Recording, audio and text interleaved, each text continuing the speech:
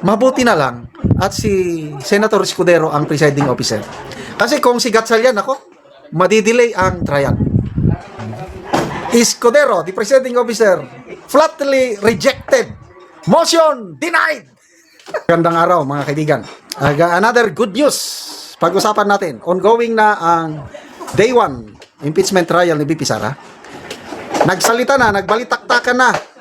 Luistro, lead House Prosecution, and Attorney Season, lead Defense Counsel ni VP Sara.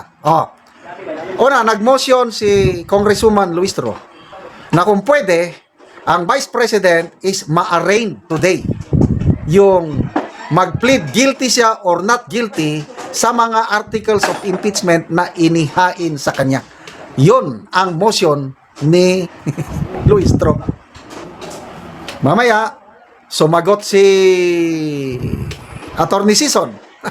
Ang galing ng sagot. Inisa-isa niya. Ang ganda ng pagkalatag. Nag-decide ang presiding officer. Mabuti na lang at si Senator Escudero ang presiding officer. Kasi kung si Gatchalian ako, madidelay ang trial. Escudero, the presiding officer, flatly rejected. Motion denied. Hindi pa pwede ngayon hindi pwedeng i-arraign ang VP Sara ngayon kung mag-plead guilty ba o not guilty sa mga articles of impeachment. Ano ba? Meron pa siya isang motion na kung pwedeng babasahin na ngayon ang articles of impeachment. Another, denied. Later on na lang sa ganito. Nakakaano. So ito ngayon, dahil na-deny yung motion niya, nagpatuloy na lang siya sa kanyang opening statement. So after his opening statement, si Attorney Season naman, Maria Ciela Season, ang magbibigay ng opening statement. Bigyan natin ng reaction opinion. Itong post ni Attorney Regal Oliva. Nakakaya.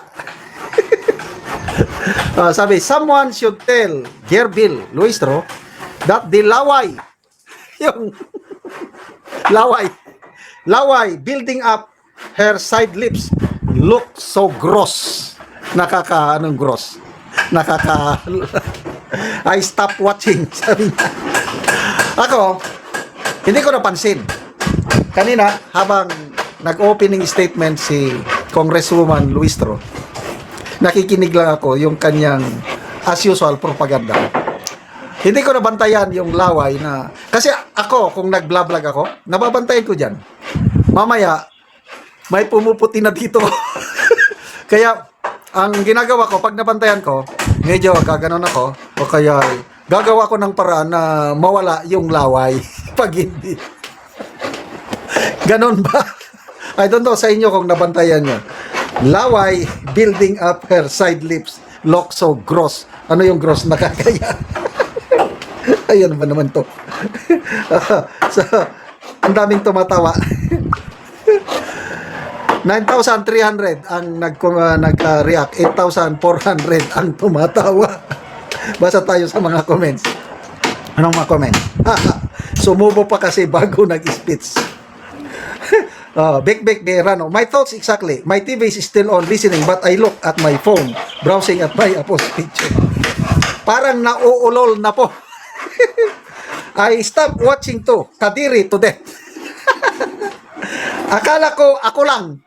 So ang dami palang nakapansin. Ako hindi ko napansin. Kasi ang pinapakinggan ko yung kanyang mga pananalita na karamihan propaganda. Princess Sisay, pareha gyud tag napansin attorney. Yung speech dapat para sa ila, mga bagag lips. M. Flores, ako din. OMG, akala ko maliit na mic. Someone needs to give her tissue. Grabe. Nakaka-distract yung laway. Dapat may quote na another day, another Regal, POV. Sige, attorney, Regal, gawan nyo ito ng another day. Pa-share po ng video clip. Sigurado, lalabas yan yung video clip na kasi, di ba, ang Pangulo, nung nagpunta sa New York last year, tumutulo ang sipon, naging viral. So ito ngayon, laway ni Luistro sa lips. Tumutulo. Okay, pakinggan natin si Attorney Season sa kanyang opening statement. By the President's appeal of that disallowance support their accusations with the release of that decision by the COA conveniently timed and coinciding with the committee hearings.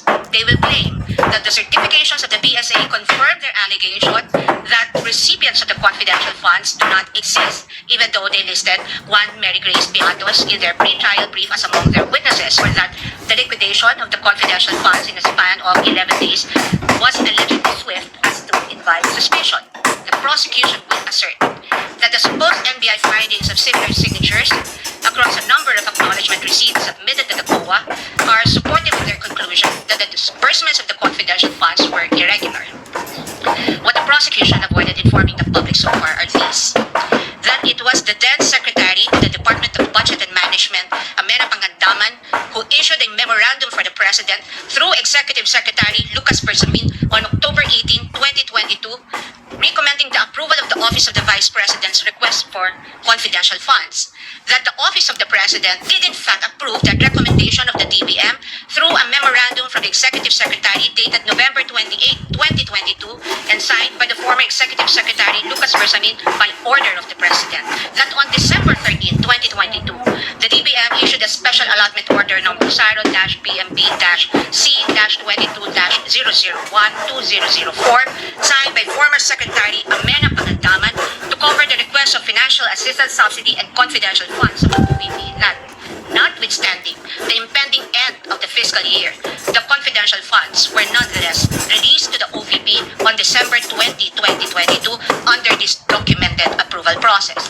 That the COA decision is far from being final, that there is a pending motion for reconsideration of that decision, that, assuming arguendo, the COA denies that MR today, or while this trial is ongoing, as could plausibly happen under the circumstances, the respondent accused still has legal remedies available under the law and rules and can file a petition to question the validity of any forthcoming resolution of the COA on the MR under Rule 64 via petition for certiorari under Rule 65 of the Rules of Court, and more importantly, that nothing in the notice of disallowance or COA decision states any findings of supposed misuse of confidential funds as confirmed by attorney Gloria Camora when she was asked on this point during the committee hearing on April 14, 2026. Across all other articles, the prosecution will lay a landscape of what it deems to be their evidence in support of their speculations and conclusions.